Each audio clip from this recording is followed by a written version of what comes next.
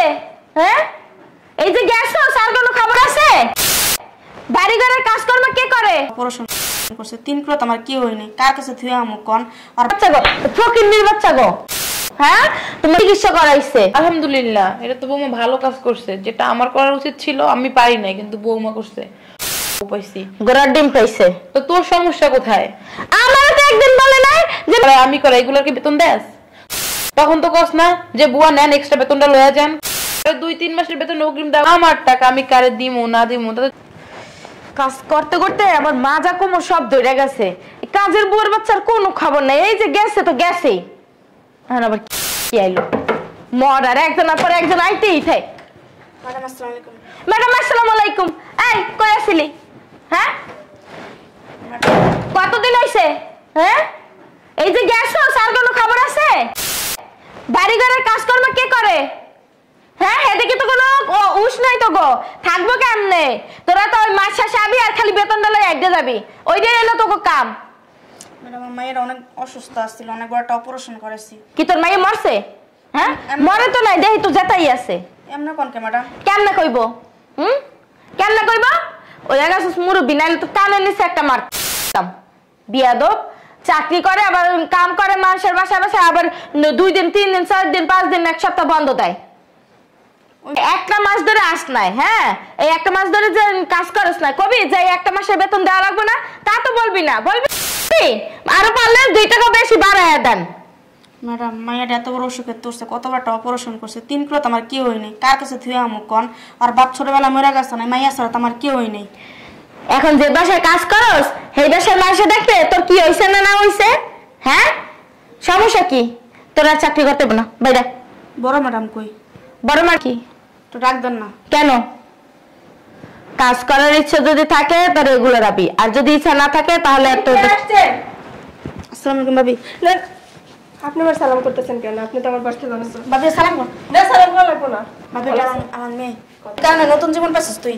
থাক থাক, আপনি এসব কি বলতেছেন? আপনি এইসব বইলে আমার গুণার ভাগিদার করবেন না। ভাবি আপনার জন্যই বাচ্চা আমার মেয়েটা। আমি তো শুধু সহযোগিতা করছি, এর পেছনের মালিক হয়েছে আল্লাহ, আর শুধু তো আমি একটু উসিলা। এখন আপনার মেয়ে সুস্থ আছে, এটাই অনেক কিছু। ম্যাডাম আমার শরীরের চামড়া কেটে যদি আপনার জুতা বানায় দিই তো আমার ঋণ, আপনার ঋণ আমি শোধ করতে পারবো না। পরে পাপই করবেন না। দেখেন, বাঁচানোর মালিক হয়েছে আল্লাহ, আমি তো শুধু সহযোগিতা করছি। আর ওর হায়াত ছিল বিদেই এখনো বাইচে আছে। ম্যাডাম আমার শরীরের চামড়া কেটে যদি আপনার জুতা বানায় দিই তো আপনার ঋণ আমি শোধ করতে পারতাম না। আপনি এসব কি বলতেছেন? এসব বলে আমার ছোট করবেন না। শয়তানের বাচ্চা, দিকে ফকিন্নির বাচ্চা। আমি একটা জিনিস বুঝতাছি না, হ্যাঁ নাকি নাটক সিনেমা চলতেছে বাড়ির ভিতরে? হ্যাঁ ম্যাডাম না থাকলে আমার মেয়ের আমি বাঁচাতে পারতাম না। কে উনি কি আল্লাহ আলী যে ওনার লাগে তোমার মেয়েরে বাঁচাইছো? ম্যাডামের গলার চেনটা আমার দিয়ে দিছিল, ওই চেনটা আমি 4 লাখ টাকা পাইছি, ওই টাকা দিয়ে আমার মেয়ের অপারেশনটা করাইছি। কি? এদিকে আমি তোমার সাহস তো কম না? তুমি আমাদের কাছে না জিজ্ঞাসা করে তুমি চেনটা দিয়ে দিছো। এই জন্যই তো বলি তোমার গলাটা কেন খালি। হ্যাঁ, তুমি দেওয়ার আগে একবার আমার কাছে জিজ্ঞাসা করছো? আমার কথা নালে বাদ দিলাম, মার কাছে জিজ্ঞাসা করছো?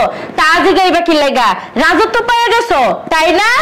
আমার বাইরে প্রবাসে বয়ে গাদার মতো খাটতেছে, আর ওই টাকা পাঠাইতেছে, ওই টাকা দিয়ে তুমি মানুষের সাহায্য করো, তাও আবার ওই বাসার কাজের বুয়ারে। ফকিন্নির বাচ্চা গো, ফকিন্নির বাচ্চা গো। হ্যাঁ, তোমার সাহস দেখে আমি অবাক হইতাছি। ভাইয়ের দ্বারা আজকেই বলবো আমি যে তুমি টাকা নিয়ে কি করো? পার্লারে যাও, নতুন নতুন শাড়ি কেনো, কোনোদিন তো কইলে না মেয়ের চেনটা তুমি একদিন পরে দাও, তোমার অনেক সুন্দর লাগবো, কইছো? একদিনও তো কও নাই, আর ওই চেনটা তুমি কাজের বুয়ারে দিয়া দিচ্ছ। তোমার কলজা দেখে আমি অবাক হয়ে যাইতাছি, বুঝছো? কি আমি কম দেই? হ্যাঁ, তারপরে তো তোমার দিলে তুমি মুখ পুইছা ফেলাও। আর টাকার থেকে মানুষের জীবনের মূল্য কিন্তু অনেক বেশি, এটা মনে রাখবা। কি মনে রাখবো? হ্যাঁ, আমি সব তুমি আমার কি দাও যে তুমি দাও লাগলাকে মুখ মুই ফেলাই? তোমার ভাবি মুখ সামলায় কথা বলবা। তোমারে কি দিলাই? তুমি যখন যেটা চাইছো ওইটা দিছি। এখন আমি প্রয়োজন মনে করছি দেওয়ার, তার জন্য দিছি। কেন দিবা তুমি? আমার একটাবার জিজ্ঞাসা করে দিছো? কারে জিজ্ঞেস করবো? আর একটা জীবনের থেকে টাকার মূল্য আমি প্রয়োজন মনে করি নাই। হ্যাঁ, একটা চেনের থেকে জীবনের মূল্য বেশি। আমি একটা চেন পামু, কিন্তু একটা জীবন চলে গেলে একটা জীবন কখনো আমি ফিরাই দিতে পারবো না। তোমার কোটি কোটি টাকা তুমি একটা জীবন আমার দেখাইতে পারবে না। হ্যাঁ, জীবনও তো ওই ক্ষমতা হইব না তোমার। মুখে মুখে ভালো তর্ক করা শিখা গেছেন, বুঝছেন? এই মুখে মুখে তর্ক করা বাদ দেন, বইলা দিলাম, নাইলে কিন্তু ভাইরাতে বইলা দেবো। তুমি কি আমার মুরব্বী? হ্যাঁ, তোমার কাছ থেকে আমার শিখতে হইব? বেয়াদবি তো তুমি করতেছো, আমি না। আমি তোমার বড় ভাইয়ের বউ হই মিম, তুমি আমার সম্মান দিয়ে কথা বলবা। এখনো সম্মান দিতে শিখো মানুষকে। সম্মান দিলে না সম্মান পাওয়া যায়, সম্মান না দিলে সম্মান পাওয়া যায় না। বেয়াদব। কি হয়েছে এখানে? কি আর হইব? চিল্লা চিল্লি কিসের জন্য? কি হয় না হেডে জিজ্ঞাসা করো যে কি হয় নাই সব ফকিনের বাচ্চা। এই থাকতেছে তোমার ছোট মেয়েটা না হসপিটালে ভর্তি, এখন সুস্থ হয়েছে? আল্লাহ তাআলা একটু সুস্থ আছে এখন। সুস্থ হইছে, মল্ল বাস্ত। কেমনে কথা কস? হ্যাঁ কেন কথা কইবো? হ্যাঁ তোমার পুত্র করছে কি জিগাও তো? কি করছে বৌমায়? ও কিছু জানো না তুমি? দেখছো এই লেগে কইছিলাম যে মার কাছেও বলে নাই। তুমি এমন কি লেগে ভাবি? ঝগড়া করছ কেন? ভালোভাবে বল। তোমার বরগলার চেন কই জিগাও তো? চেন্নাই ওর যেন কি করছে না করছে কই রাখছে আমি কেন জিজ্ঞাসা করবো? জিজ্ঞাসা করবে কি করতে, আর জিজ্ঞাসা করলে উত্তর কি দিবে? এই যে ফকিনের বাচ্চা আছে না, এই ফকিনের বাচ্চারে দিয়া দিছে। এই ফকিনের বাচ্চা 2.5 লাখ টাকায় বেচছে হইছে, বেচছে আর মাইয়ের চিকিৎসা করাইছে। আলহামদুলিল্লাহ, এটা তো বৌমা ভালো কাজ করছে। যেটা আমার করার উচিত ছিল আমি পারি নাই, কিন্তু বৌমা করছে। অনেক ভাগ্য করে আমি একটা পোলার বউ পাইছি। গোড়ার ডিম পাইছে। তো তোর সমস্যা কোথায়? আমার তো একদিন বলে নাই যে মিম নাও তুমি নিয়ে চেন্ডে একটু পড়ো। তোর কি কম আছে? তোর ভাই যখনই প্রবাস থেকে আসে তোর লগে একটা দুইটা লইয়ে, তোর যা আছে 10 জনে পয়রা তো শেষ করতে পারবে না। তোরা তো লোভ কেড়ে। হ্যাঁ এই যে ওরে যে ও যে কত কাজ করে, কত কিছু করে, হ্যাঁ যেটা করার না তারপর সেটাও করে। কই আমরা 2 টাকা বাড়াই দিই না, তখন তো মুখে মুখে তর্ক করে না। 1 মাস ধরে আহে না, এই 1 মাস ধরে তো ঘরের কামগুলো সব আমগো করতে হইতাছে। 1 মাসের বেতন ছাড়বো? হ্যাঁ তো ছাড়বো না। 1 মাস ধরে যে আসে না, যখন আসে তখন তুই ওরে দিয়ে এক্সট্রা কাজ করাস, বৌমা করে আমি করে, এগুলোর কি বেতন দেস? তখন তো কস না যে বুয়া নেন এক্সট্রা বেতনটা লয়ে যান, কস না? ওরে 2-3 মাসের বেতন অগ্রিম দাও, আমার টাকা আমি কারে দিমু না দিমু তাতে তোর কি রে? ওরে তো 1 মাসের না, ওরে উচিত 2-3 মাসের বেতন অগ্রিম দেওয়া। কারণ ওর ফ্রি দেওয়া উচিত, কারণ ওর কত সমস্যা। ওর জামাই না, ওর মাইডারে কত কষ্ট করে বড় করতেছে। হ্যাঁ আর তুই এখানে মুখ চালাইতেছস, আর তুই তো সুখে শান্তিতে আসস। অভাব কি বুঝবি? অভাব তোর ভিতরে নাই। দিয়ে দাও, সব দিয়ে দাও, বাড়িঘর বেচছেও দিয়ে দাও। এরপর ওই 2-3 দিন পর যখন আমার বিয়া দিতে চাই, মানে বিয়া দিতে যাইবা, তখন যদি আমার শ্বশুর বাড়িতে কিছু চাই তখন দিতে পারবে না, আর যাই আমার উষ্টা লাগতে দেবে, ওইগুলা খাইয়ে আবার আমার বাপের বাড়ি পাঠাই দেবে, বুঝছো না? সব দিয়ে দাও। তোর কি বিয়ের চিন্তায় ঘুমায় না? হ্যাঁ বিয়ে দিব আমরা, তোরা তো চিন্তা কি লেগে? তোর বিয়ের যত খরচ সব রাইখা দিছে তোর ভাই, তোরা তো চিন্তা করানো লাগবে না। তোর খবর নাই, পাড়া বসে ঘুম নাই। যা ভিতরে যা, যাস না কাজ যা। ওমা ওর কথা কিছু মনে করো না, দেখো না একটু বুঝ নাই, বলত টাইপের।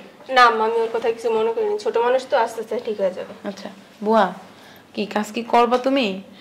না ম্যাডাম, আমার মেয়েটা তো অসুস্থ, আমি একটু সুস্থ হয়েছে আপনার দেখাইতে আনছি। আপনার বুঝছিলাম আমার মেয়েটা সুস্থ হয়েছে, নতুন জীবন পাইলো।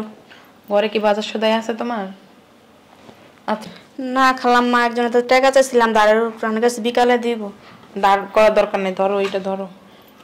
দাঁড় চাইবা কামাঙ্গু বাড়ি আইবা যখন যেটা না থাকে, বুঝো না?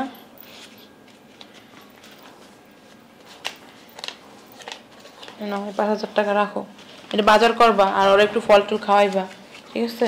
খালাম আমার টাকাটা দিয়ে আমার কত বড় টুকু বার করছেন খালাম মা। ওইসে থাক, ওইসে থাক থাক। আই নাও, এটা তুমি রাখে দাও, রাখ। হ্যাঁ তোমার মায়ের সুস্থ হলে তারপর আইসো। হ্যাঁ আচ্ছা খালাম মা, আসি। আপনারা যায় না আমাদের পাশে। আচ্ছা যাও। বোমা জি আম্মা। রেখে দাও, আমি এবার মনে বলে কোন জায়গায় না কোন জায়গায় রাখি। আর পোলাই ফোন দিলাম, আমার একটু দিও। হ্যাঁ ঠিক আছে।